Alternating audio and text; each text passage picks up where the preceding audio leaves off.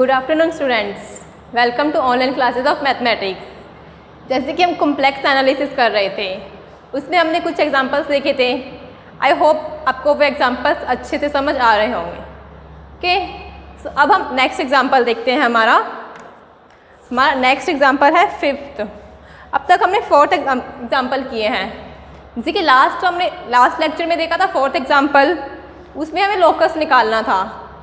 Locus मतलब बिंदु पद। ये पॉइंट जेड था, कैसे मूव करता है, ऐसे या ऐसे, कैसे भी मूव कर सकता है, वो हमें निकालना था। तो इसके लिए हमें सीधा ही उसको कोई भी क्वेश्चन दिया हुआ है, कोई भी कंडीशन, उसको पहले जितना सिंप्लीफाई हो सके उतना सिंप्लीफाई करो। उसके लिए सबसे पहले कार्टेशियन कोऑर्डिनेट, अगर कार्टेशियन कोऑर्डिनेट से नहीं हो रहा देन पोलर कोऑर्डिनेट। यही किया था हमने।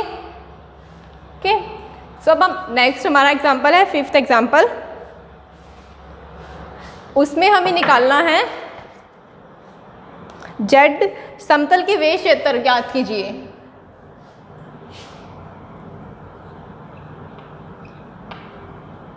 जेड समतल के वे क्षेत्र या रीजन ज्ञात कीजिए,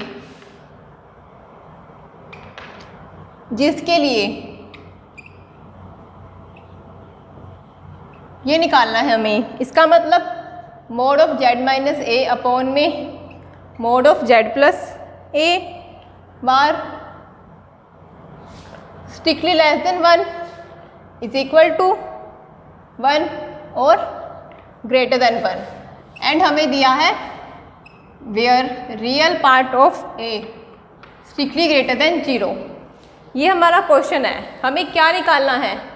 हमें ये कंडीशन दी हुई है। इसके लिए हमें जेड के वे क्षेत्र, मतलब ऐसा कार्टेशियन प्लेन होगा, हमें देखना है जेड हमारा यहाँ आ रहा है या यहाँ या पूरा यहाँ, कौन से रीजन में आ रहा है, हमें ये निकालना है। ओके, एंड ये जैसे 3 क्वेश्चन है, ये एक नहीं है।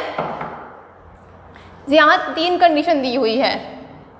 क्या मतलब हुआ इनका? एक कंडीशन में दिया हुआ इन्होंने Z minus A upon Z plus A bar की मोड स्ट्रिक्टली लेस देन 1। एक कंडीशन में दिया है जेड माइनस ए अपॉन में जेड प्लस ए बार की mod is equal to 1। And next हमें दिया है Z minus A upon Z plus A bar का मोड स्ट्रिक्टली ग्रेटर देन 1। यही है ना, या लेस देन 1 या कोमा इज इक्वल टू 1 या ग्रेटर देन 1। इन तीनों को अलग लिखने की बजाय हमने इकट्ठा ही लिख देते हैं। अलग अलग सॉल्व करेंगे, जब टर्म तो हमारी यही है इसलिए हम उनको इकट्ठा लिख रहे हैं। यहाँ भी हम इकट्ठा लिख के ही सॉल्व करते हैं उनको। हमें क्षेत्र निकालना है, उसके लिए हम सॉल्व कर रहे हैं। अभीष्ट मतलब जो चीज़ हम निकालना चाह रहे हैं उसके लिए। अभीष्ट क्षेत्र के लिए हमें दिया हुआ ये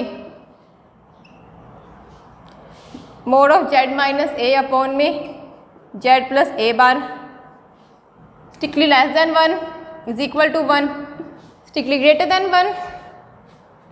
अब इसको हम इधर नहीं लिख सकते, ऐसे कर सकते हैं ना। पहले तो ये अलग अलग होंगे, मॉड्यूलस की property Z plus A bar का mod strictly less than 1 is equal to 1 and strictly greater than समझते हो ना, या तो 1 से छोटी होगी वैल्यू, या 1 के इक्वल होगी, या 1 से बड़ी होगी। अब हम ऐसे कर सकते हैं, इसको इस मल्टीप्लाई, मतलब जेड माइनस ए लेस देन, अब देखो इसको 1 से मल्टीप्लाई करने का मतलब यही टर्म आएगी हमारी जेड प्लस ए बार और या इक्वल। अब देखो ये लिखा है हमने, इसको हम ऐसे भी लिख सकते हैं ना, इस टर्म को जेड माइनस ए अपॉन में जेड प्लस ए बार का mod strictly less than is equal to strictly greater than 1।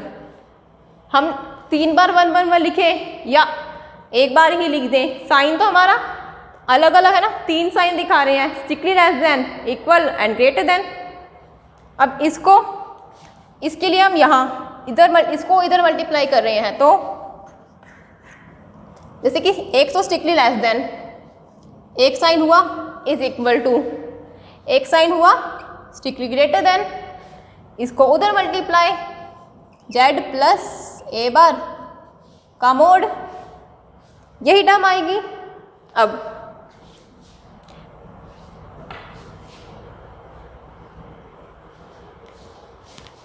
चलो इसको यही लिख लो ऐसे ही। अब इस टर्म का मतलब, अब सबसे पहले हमें पता है जब भी हमें मॉड्यूलस मिल जाए हमें क्या करना है, स्क्वायर करनी है, तो हम स्क्वायर कर देते हैं दोनों तरफ। अगर स्क्वायर करेंगे क्या मिलेगा हमें, mod of z minus A square less than is equal to strictly greater than, यहाँ z प्लस ए बार का स्क्वायर।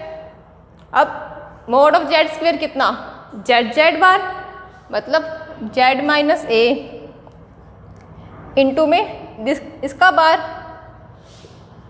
यही less than is equal to and strictly greater than. अब इसको क्या लिखेंगे, मोड ऑफ z स्क्वायर, मतलब z, ये z bar, इसका होल बार, एक बार तो ये बार था, होल बार करना है, यहाँ हम लगा रहे हैं mod of z square is equal to z bar वाला फॉर्मूला। अब मल्टीप्लाई कर सकते हैं, z बार z, चलो पहले मल्टीप्लाई सोल्व कर लो आगे। z माइनस ए की होल बार का मतलब z बार माइनस ए बार, यहाँ ए रियल नंबर नहीं है, क्यों पता चला हमें, real part of A strictly greater than 0। अगर ये रियल पार्ट ना लिखते ना, इसका मतलब तब हम मान सकते थे कि हो सकता है अचर हो, बट यहाँ इन्होंने कुछ भी दिया नहीं है, यहाँ इनफैक्ट इन्होंने दे दिया रियल पार्ट। अब रियल पार्ट देने का मतलब तो यही होगा, अगर कॉम्प्लेक्स नंबर होगा हमारा तभी हम कहेंगे ना रियल पार्ट और इमेजिनरी पार्ट। अगर हमारा है ही रियल नंबर तो उसमें कोई real part and imaginary part नहीं होंगे ना। ओके, सो अब इसको हम आगे करते हैं, ये टर्म लिख सकते हैं is equal to strictly greater than, अब z प्लस ए बार, इसको क्या करेंगे, उसके ऊपर कॉन्जुगेट है, मतलब z बार प्लस एक बार था, मतलब ए बार का होल बार। अब हमें पता है बार की बार तो कितना होता है, z बार के बार तो z ही होता है, वैसे ही ए बार का बार कितना हो जाएगा, a। तो यहाँ हम लिख सकते हैं ना ए बार, सीधा ही a लिख देंगे, हमने डायरेक्ट लिख दिया, एक स्टेप कम लिख दिया, समझ तो रहे हो ना कैसे। अब डायरेक्ट मल्टीप्लाई में z bar minus z A bar minus a z bar, अब माइनस और माइनस प्लस ए बार,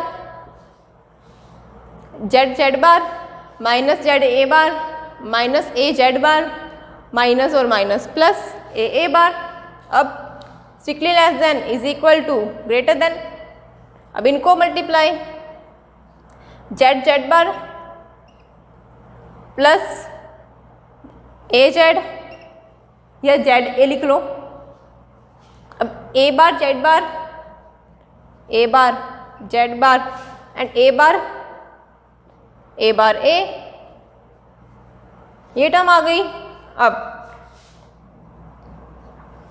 दोनों तरफ से कैंसिल हो सकती ना ये टर्म, कैंसिल करने का मतलब इस टर्म को अगर हम इधर ले जा सकते हैं, जी 5 ग्रेटर देन 3 है, 5 माइनस 3 कर सकते हैं, 5 इज इक्वल टू 3 तो नहीं हो सकता जी, मान लो x is equal to Y है, तो x माइनस वाई उधर ले गए, यहाँ तीनों सही ना, less than is equal to strictly greater than, और वही अगर 3 लेस देन 5 है तो 3 माइनस 5 कर सकते हैं। अब यहाँ पर क्या टर्म आई, इसको उधर ले जाओ या इसको इधर, कोई डिफरेंस नहीं है। अब हमारी टर्म आई, हम नेगेटिव साइन था ना, और साथ में देखो ये टर्म भी सेम है दोनों तरफ, ए बार ए लिखो या ए बार, 5 गुना 3 या 3 गुना 5। अब यहाँ नेगेटिव था, यहाँ पॉजिटिव था, अगर हम इसको इधर लेके जाएंगे तब नेगेटिव आएगा, फिर एक साइन एक्स्ट्रा नेगेटिव, तो हम इसको इधर ले जाते हैं। तो क्या क्या टर्म आई हमारी, A Z plus A bar Z bar, इसको उधर ले गए plus Z A bar, then अब इसको इधर ले गए तो plus A Z bar, A Z A bar Z bar plus Z A bar and A Z bar. एक strictly less than is equal to strictly less than, वही sign, less than, यहाँ less than था ना, ये term इससे छोटी, तो वही साइन है। अब कॉमन लेके देखो क्या क्या कॉमन निकलता है। जेड कॉमन ले सकते हैं इनमें, हमने लिया ए प्लस ए बार, अब इसमें जेड बार कॉमन निकल जाएगा, हमने लिया जेड बार, क्या आया ब्रैकेट में A plus A bar, strictly less than is equal to and strictly greater than. अब A plus A bar common ले सकते हैं यहाँ, जेड प्लस, जैसे कि ए प्लस ए बार अगर हमने कॉमन लिया, क्या बचेगा, जेड प्लस जेड बार, यही बचेगा ना। अब less than is equal to and strictly greater than 0। अब हमारी ये टर्म आई, अब इस टर्म को हम क्या क्या लिख सकते हैं। इस टर्म के लिए आपको कुछ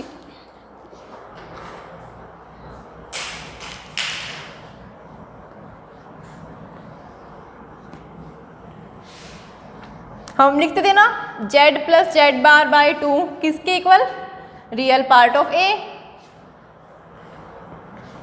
किया हुआ है ये तो हमने,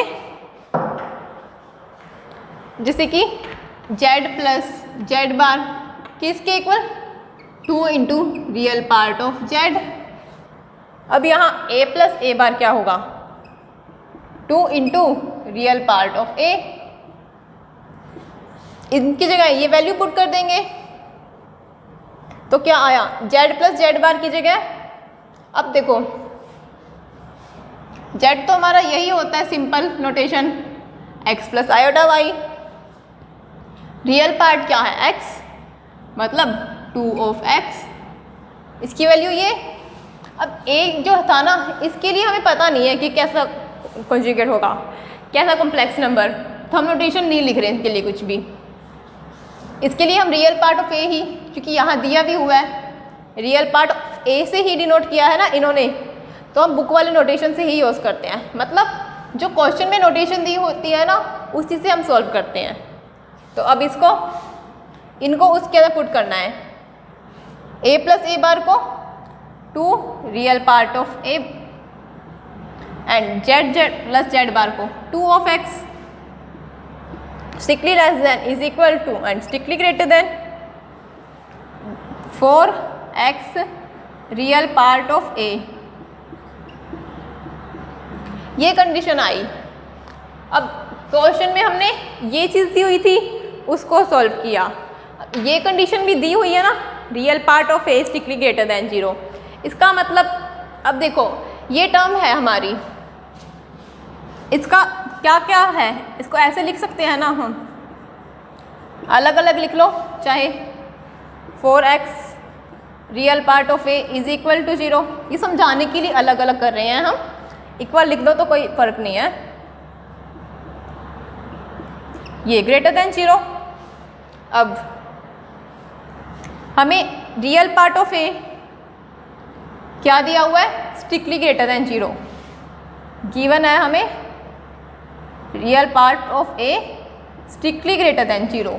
इसका क्या मतलब हुआ, ये टर्म लेस देन 0 है, मतलब ऋणात्मक है। अगर ये वाली टर्म पॉजिटिव हुई, पॉजिटिव होने का मतलब स्ट्रिक्टली ग्रेटर देन 0 है, मतलब 0 से बड़ी होगी, 0.2, 0.1 या 1, 2, 3 कुछ भी पॉजिटिव। ये टर्म पॉजिटिव है, 4 पॉजिटिव है। ये टर्म नेगेटिव कब होगी पूरी टर्म? जब x नेगेटिव होगा। इसका मतलब x नेगेटिव हो गया। अब ये टर्म 0 से इक्वल है, 4 0 हो नहीं सकता। रियल पार्ट ऑफ ए क्या है? स्ट्रिक्टली ग्रेटर देन 0, 0 नहीं है, इसका मतलब x को ही 0 होना पड़ेगा। अब यहाँ ये टर्म पॉजिटिव, ये भी टर्म पॉजिटिव है, ये भी पॉजिटिव, x को पॉजिटिव, तो x क्या हो गया? पॉजिटिव। मतलब x के लिए हमें x strictly less than is equal to and strictly greater than, ये 3 कंडीशन मिल गई हमें x के लिए। अब इसका क्या मतलब हुआ? जैसे कि अब हमारा क्वेश्चन था अगर जो ये टर्म थी इतना ही दिया होता इन्होंने, स्ट्रिक्टली लेस देन 1, तब हमारा क्षेत्र क्या आता? x strictly less then 0। अब इक्वल वाला होता तब हमारी x की वैल्यू 0, ग्रेटर देन वाला होता तब x की वैल्यू स्ट्रिक्टली ग्रेटर देन 0। ये अलग अलग केस में आती, तो हम लिख सकते हैं ना इसको,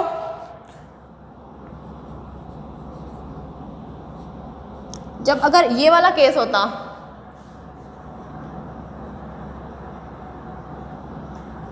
लिख लो, केस फर्स्ट नाम दे दो, स्ट्रिक्टली लेस देन की स्थिति में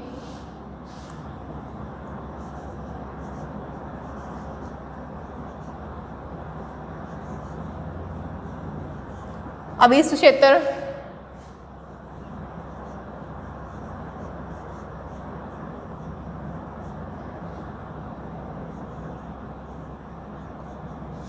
क्या होगा? अभी क्षेत्र स्ट्रिक्टली लेस देन था तो x क्या आया हमारा? Less than 0। लेस देन 0 का मतलब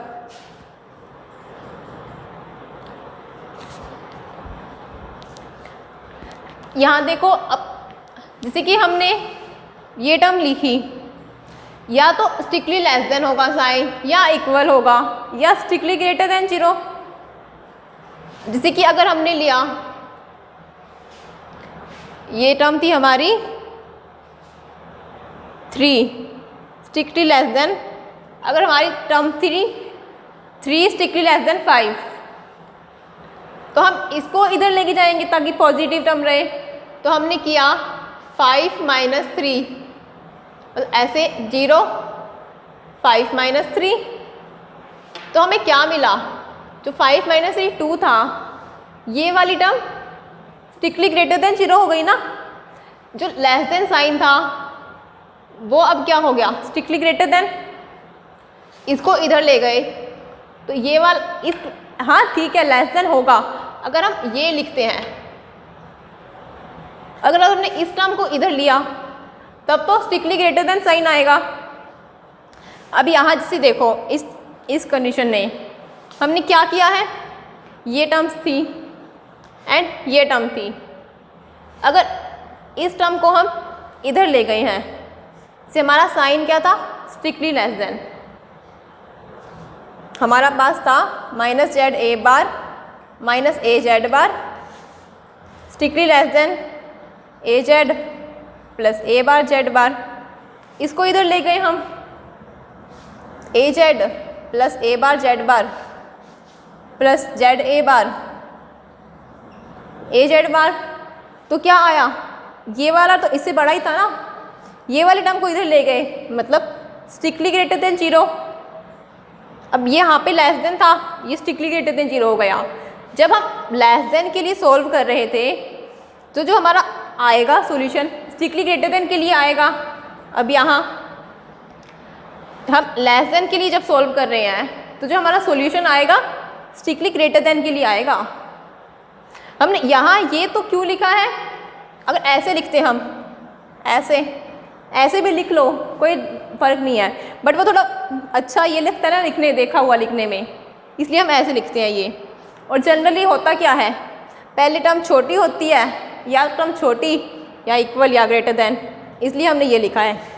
बट इसमें कंफ्यूज मत होना कि लेस देन था तो यहाँ लेस देन वाला साइन ही ले लेंगे हम। नहीं, अगर लेस देन था ना उसके लिए स्ट्रिक्टली ग्रेटर देन वाला साइन, जैसे ये स्ट्रिक्टली ग्रेटर देन वाला साइन, लेस देन था स्ट्रिक्टली ग्रेटर देन, इक्वल होगा तो इक्वल ही रहेगा। और अगर जैसे कि अगर ये था स्ट्रिक्टली ग्रेटर देन था तब क्या होगा, अब इसको इधर ले गए तो ए Z plus A bar Z बार, तब तो लेस देन वाला साइन आएगा ना इधर, एंड इसको भी इधर ले गए Z A bar plus A Z bar, यहाँ कितना लेस देन 0 वाला साइन, ये आ गया हमारा। इन टर्म को हम इधर ले गए तो ये टर्म स्ट्रिक्टली लेस देन 0।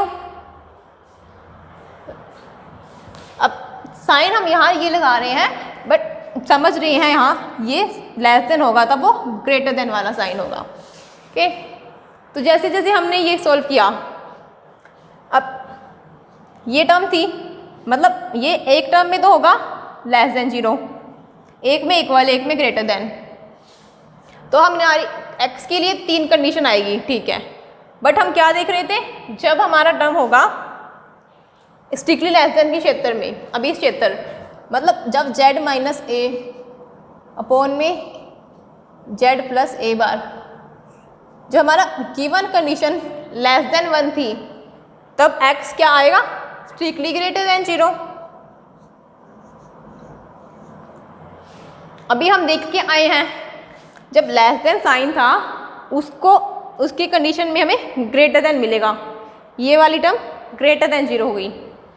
यहाँ ग्रेटर देन के लिए ये ग्रेटर देन, फिर यहाँ भी ग्रेटर देन, ये भी ग्रेटर देन के लिए, मतलब ये वाला केस होगा जब हम लेस देन के लिए सॉल्व कर रहे हैं, तब ये वाला केस होगा हमारा। अब इस केस में तो क्या आएगी हमारी value x strictly greater than 0, तब x स्ट्रिक्टली ग्रेटर देन 0 हो गई। ओके, अगर लिखना चाहो तो ऐसे लिख भी लो 4x real part of a strictly greater than 0, तो x स्ट्रिक्टली ग्रेटर देन 0 हो गया। डन, ये फर्स्ट केस हो गया। अब सेकंड केस में जब वो इक्वल 0 हो, अब इक्वल 0 कब होता है, हमने लिया केस सेकंड, मतलब इक्वल की स्थिति में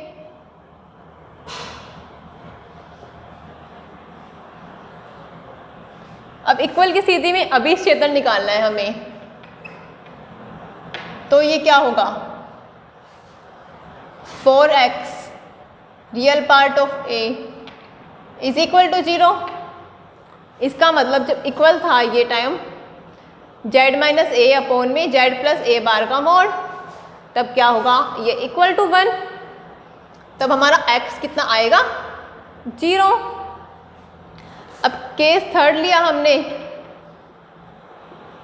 जब ग्रेटर देन स्ट्रिक्टली, इसकी स्थिति में अब इस क्षेत्र यहाँ क्या होगा हमारा टर्म,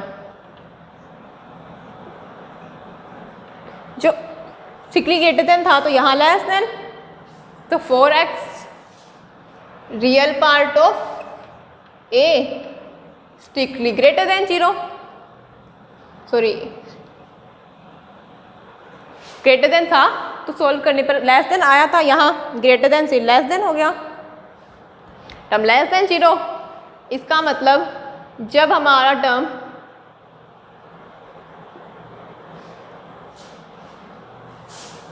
ये टर्म होगा हमारा स्ट्रिक्टली ग्रेटर देन 1, तो x की वैल्यू कितनी आएगी, x की वैल्यू आएगी हमारी स्ट्रिक्टली लेस देन 0।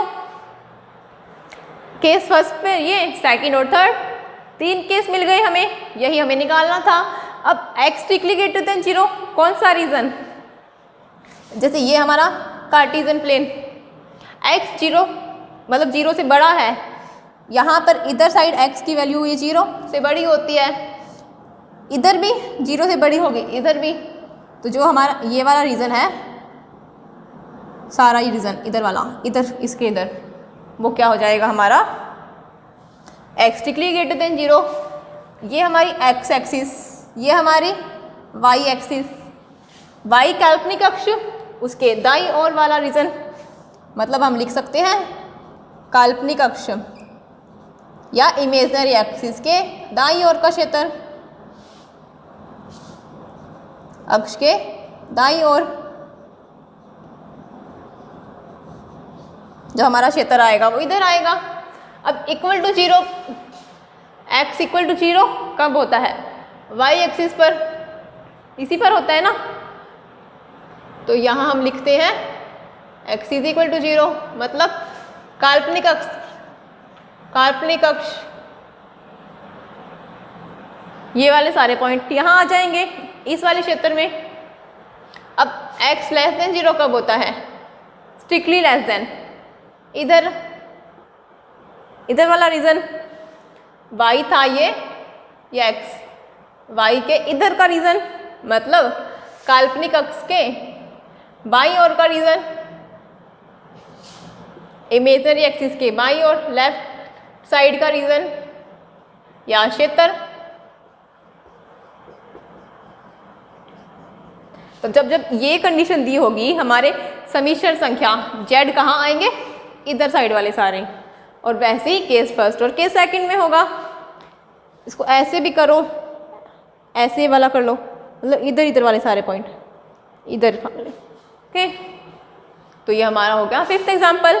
बस इसमें ये चीज़ ध्यान रखने की है, इसमें गलती नहीं करनी है कि लेस देन था, हम साइन यही डिनोट कर रहे हैं, ताकि अगर उल्टा करना चाहो वैसे भी कर सकते हो, बट ध्यान रखना कि लेस देन था तब यहाँ ग्रेटर देन आया था, और जब ग्रेटर देन था तब हमारा लेस देन आया था इक्वल टू 0 पर, तो इक्वल टू 0 ही रहेगा। ओके, सो ये हमारा हो गया 5th एग्जाम्पल।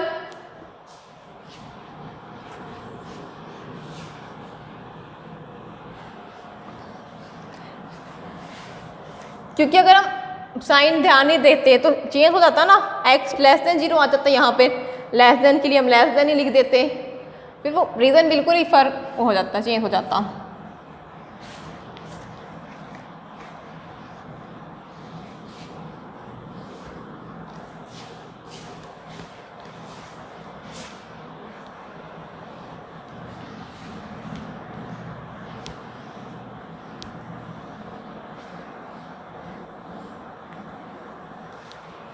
ओके, अब हमारा नेक्स्ट एग्जाम्पल है 6th एग्जाम्पल। अब 6th एग्जाम्पल में हमें क्या करना है? हमें बताने हैं लंबकोणीय,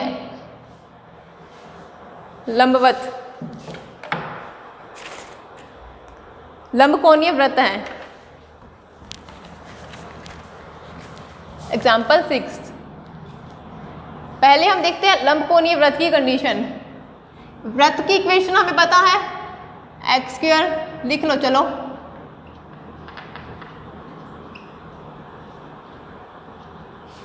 वृत्त के लिए प्रतिबंध या condition,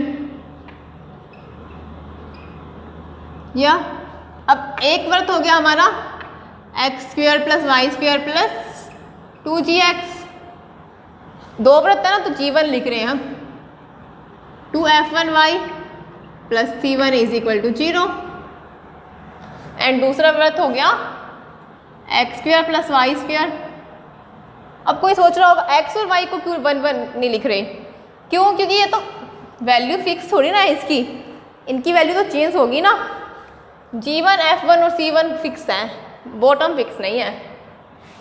2g2 x plus 2f2y plus c2 is equal to 0।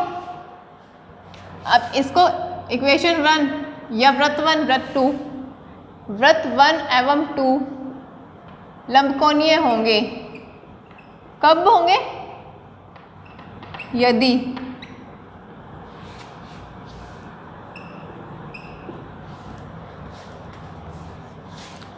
To g1 g2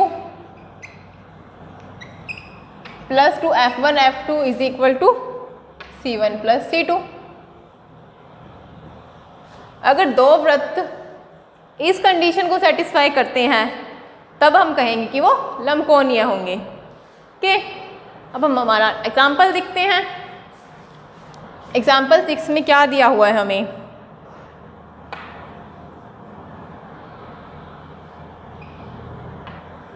mode of Z minus one upon में जेड प्लस वन क्या है, कांस्टेंट या अचर, किसके इक्वल है, amplitude of Z minus one upon में जेड प्लस वन। ये term इस टर्म के इक्वल है।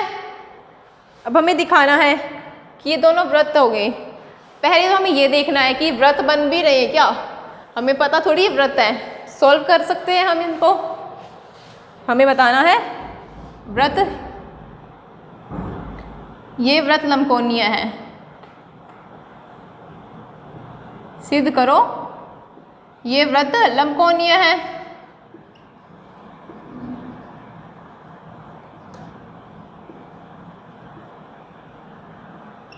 ओके, अब इसको कैसे करेंगे हम, हमारे पास दो कंडीशन दी हुई है तो हम इन दोनों कंडीशंस को यूज करते हैं। हमें देखना कि हमारा वृत्त बन रहे हैं क्या, दो वृत्त हैं क्या ये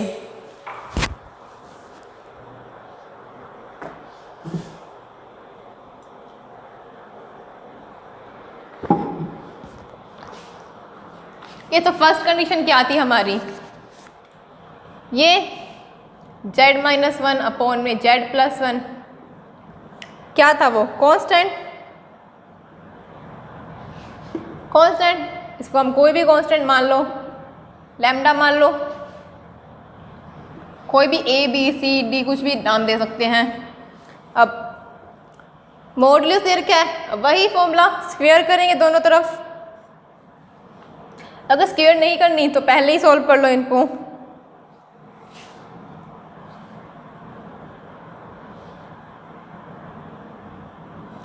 देखो z माइनस वन हम लिख सकते हैं ना z को x प्लस आयोटा y, दो मेथड हैं, या तो स्क्वायर कर लो फिर z बार वाला लगाओ, सॉल्व करो, उसके बाद लास्ट में जाके कार्टेशियन कोऑर्डिनेट रखो।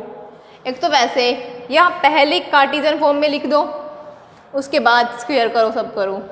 तो हम कैसे भी कर सकते हैं, हम यहाँ पहले फॉर्म में लिख रहे हैं। क्यों लिख रहे हैं कार्टेशियन में, क्योंकि हम वृत्त की इक्वेशन ये सिंपलेस्ट फॉर्म में पता है, इसके लिए लंबकोणीयता की कंडीशन तो हम कार्टेशियन में निकालना चाह रहे हैं।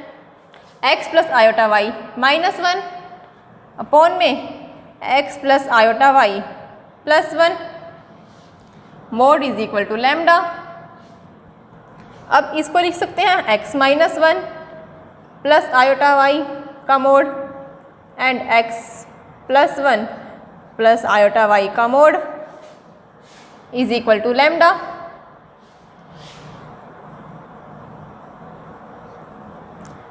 अब इस दोनों तरफ स्क्वायर कर सकते हैं हमने किया दोनों तरफ square, x minus one plus iota Y का मोड का whole square and x plus one plus iota Y का मोड का होल स्क्वायर किसके इक्वल, लैम्डा स्क्वायर के। अब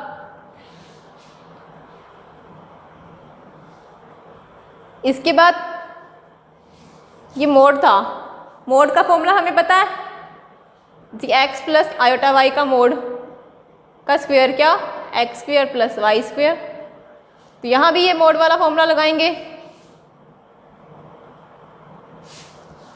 x प्लस आयोटा वाई का मोड कितना होता है, X square plus Y square, root होता है ना, बट यहाँ स्क्वायर आ गया तो रूट से स्क्वायर कैंसिल हो जाएगा। इसके बाद नहीं है, यहाँ इसके बाद है ये। ओके, तो हमारी टर्म क्या आई, x माइनस वन का whole square plus Y square upon में x प्लस वन का whole square plus Y square is equal to lambda square. ये टर्म आएगी। अब इनको सॉल्व करते हैं।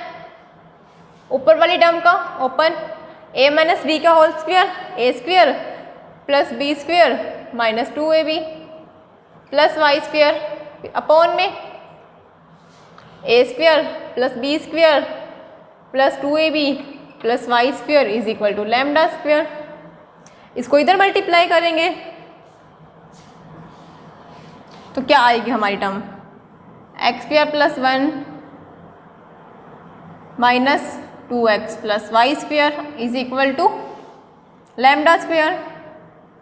इसको उधर multiply, X square plus 1 plus 2x plus Y square, X square है ये, इसको भी हम इधर लेके जा सकते हैं इन टर्म को इधर, तो क्या आएगा एक्स स्क्वेयर, लैम्डा स्क्वेयर था माइनस 1, चलो पूरा लिख लो, माइनस एक्स की square and lambda square minus 1 plus 2x lambda square, इसको इधर ले गए तो प्लस 2x एंड ये lambda Y square, lambda square Y square minus Y square is equal to 0। अब कॉमन ले लेते हैं, जहाँ से कुछ कॉमन मिल रहा है, एक्स स्क्वेयर कॉमन ले रहा है तो lambda square minus 1 plus lambda square minus 1, यहाँ 2x कॉमन मिल जाएगा तो लैम्डा स्क्वेयर प्लस 1, अब यहाँ वाई स्क्वेयर कॉमन मिल जाएगा तो हम लिखेंगे लैम्डा स्क्वेयर माइनस 1। अब एक बार तो हम सोचने लग जाते हैं, सब जगह तो लैम्डा स्क्वेयर माइनस 1 आ रहा है, यहाँ प्लस 1 क्यों आ रहा है, कहीं कुछ गड़बड़ तो नहीं करी। अगर ऐसे डाउट होता है तो कैलकुलेशन चेक कर सकते हैं यहाँ पर ओके, बट अपनी कैलकुलेशन पे भी कई बार ट्रस्ट होना चाहिए। अब डिवाइड कर सकते हैं हम लैम्डा स्क्वेयर माइनस 1 से, डिवाइड किया यहाँ पर 1, इसको डिवाइड किया plus 2x lambda square plus 1 upon में लैम्डा स्क्वेयर माइनस 1 एंड इसको डिवाइड किया तो plus Y square is equal to 0। Lambda square plus 1 से डिवाइड करने पर, क्योंकि दोनों तरफ डिवाइड करेंगे 0 के अपॉन में तो वही आ जाएगा,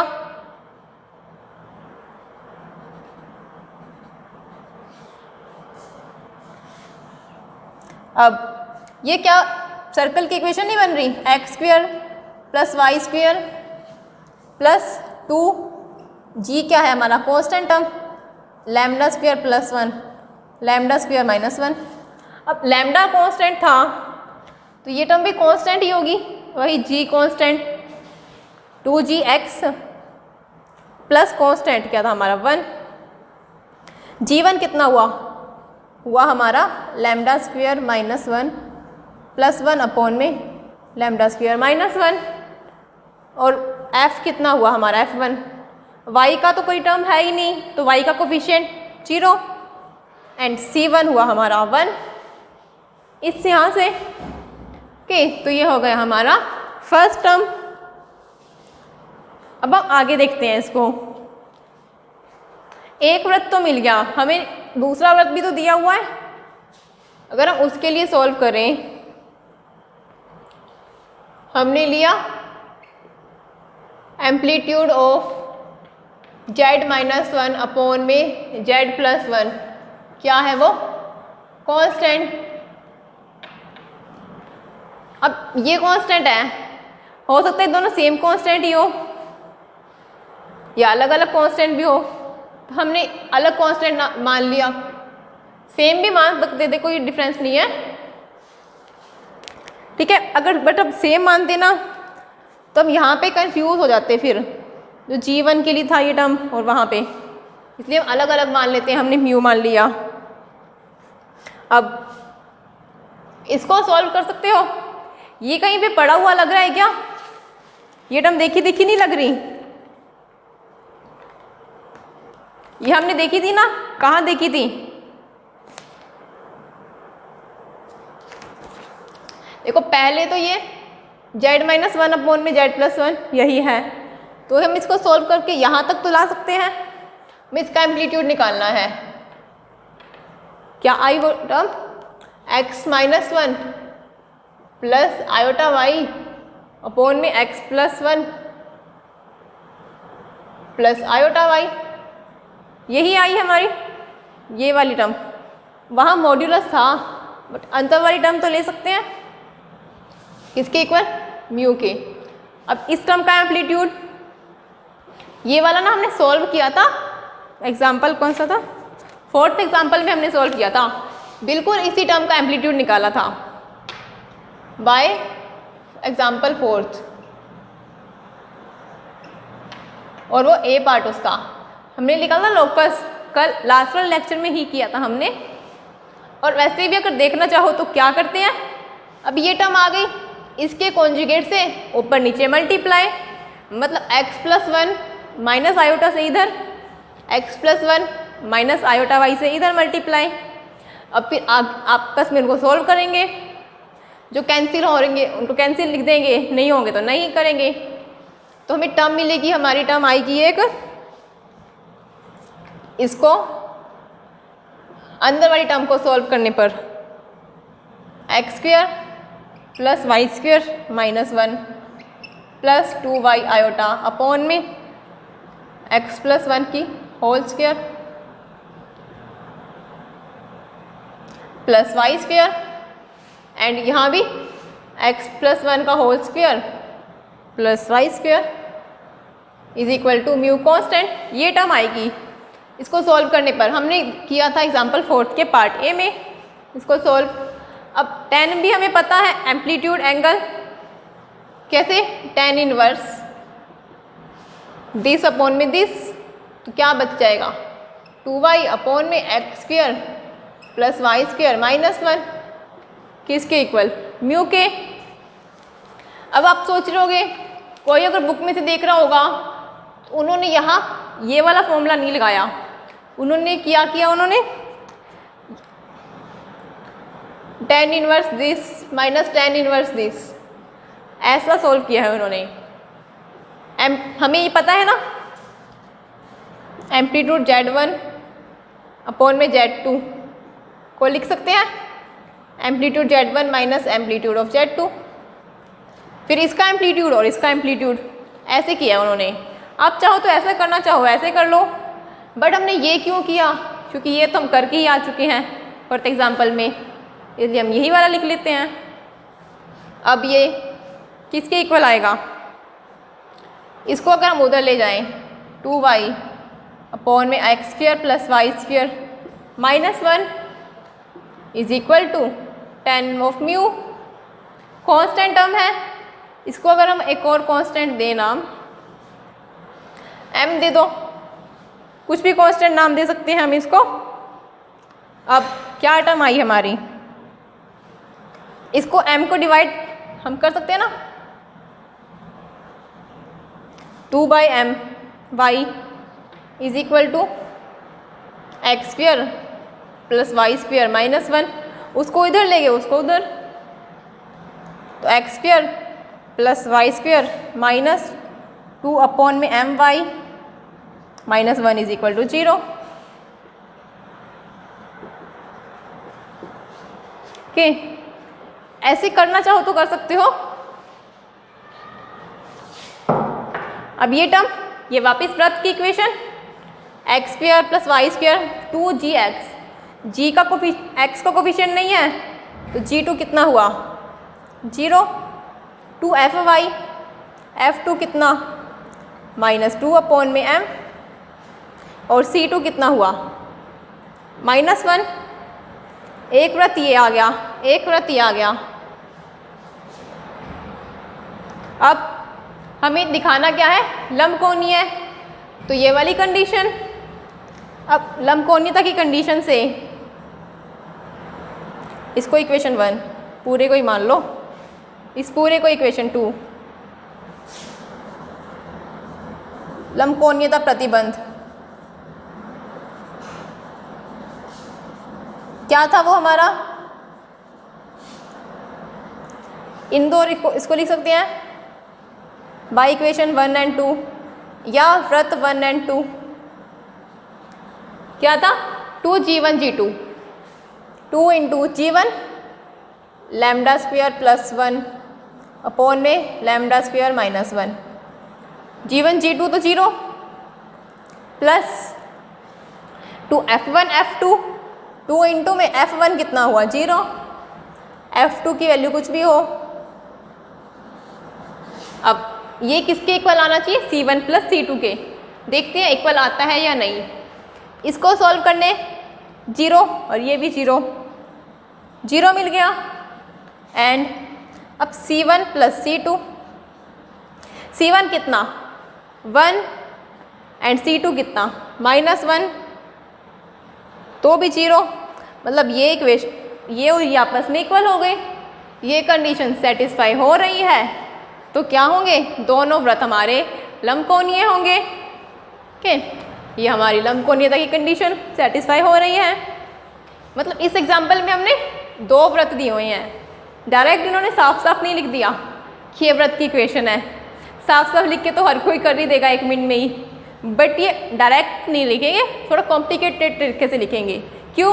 क्योंकि हम समीशर में हैं, मतलब जेड की फॉर्म में ही लिखेंगे, वो कार्टिजन फॉर्म में नहीं। बट हमें कार्टिजन फॉर्म के लिए पता है तो ठीक है, हम कार्टिजन में बना लेंगे फॉर्म। तो ऐसे सॉल्व करते गए, उसको सॉल्व किया हमने। पहले इसके लिए सॉल्व किया, व्रत की इक्वेशन मिल गई। फिर अब इसके लिए सॉल्व किया तो दूसरी इक्वेशन, फिर लंबकोणीयता प्रतिबंध देख लिया तो वो सेटिस्फाई हो रहा है। इसका मतलब ये लंबकोणीय व्रत है। ओके, सो ये हमारा हो गया फर्स्ट चैप्टर कंप्लीट। ये हमारा फर्स्ट चैप्टर कंप्लीट हो गया। इसमें हमने जैसे कि थ्योरम्स वगैरह देखी, कॉम्प्लेक्स नंबर्स, मॉड्यूलस, बेसिक्स देखे हैं इसमें हमने।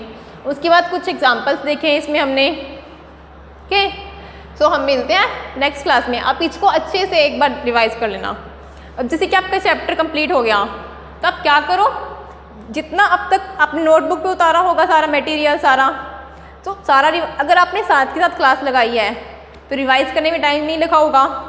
अब जो सारा चैप्टर कंप्लीट हुआ है उसके अंदर सारा मटेरियल अब एक दिन में रिवाइज करो, मतलब इकट्ठा रिवाइज करो, तो उससे आपको क्या पता चलेगा कि कहाँ से चीज़ें कहाँ रिलेट हो रही है, हमने क्या क्या चीज़ सीखा है।